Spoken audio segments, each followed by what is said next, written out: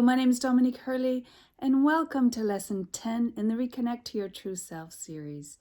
This series was inspired by a collection of paintings, 11 paintings, and this one by number 10, which is the journey to self-discovery.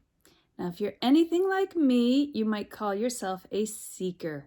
And seekers spend their whole lifetimes playing with the puzzle. And I do say lifetimes because that's my belief in terms of past lives and future lives. But whatever your belief is, spending your life figuring out who you are. And along that journey, many things have helped you. The exercises that I have in this lesson, there's two. And they were inspired, as I said, by the painting and my process in them. So when I was first guided with this question to start a painting, all sorts of symbolism came up for me.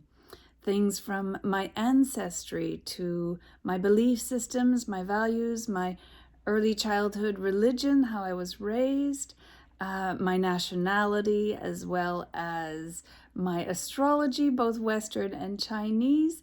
Also, my lifetime journey of balancing my left and right brain, having them work together harmoniously instead of at war. That was a big part of my journey. As well as some of the spiritual symbolism that's guided me and that drives me both in my art and in my life.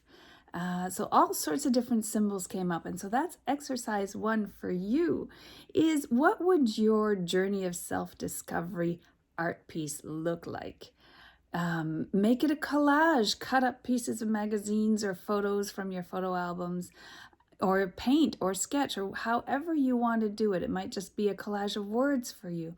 But making a piece as you're working meditatively on a creative piece, an art piece that represents who you believe you are and your journey, because your self-understanding will have grown with the years.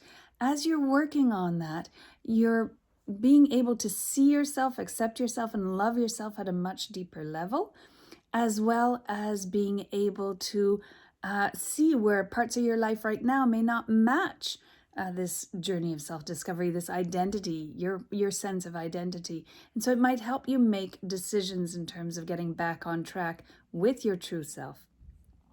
The second exercise is much easier. It's about a book sharing list. It's about sharing your list of books that have influenced you in your life. The bottom of my painting, I decided to recreate a list of books that have really influenced me in terms of understanding who I was. And this started, I'm sure, way before, but I had to dig deep in my memory banks. I'm not known for my memory. But some of the books, for example, The Greatest Miracle in the World by Og Mandino, that one of my high school teachers had given me, it just kind of opened my eyes. It helped me understand how I was in the world and my intuition and things like that I'd talked to her about. And so that was one of the first books, and there were many others along the way that helped me understand my role as a human, or a spirit in a human body, as well as, how I live life and how I've evolved and all that good stuff. And so what books have influenced you? Put a list together. When I shared the picture from the painting on Facebook, a lot of people added their, said, oh, I have to read that one. I hadn't read that one, although a lot of them were similar. And they gave me names of their books that they had read that they thought I might enjoy.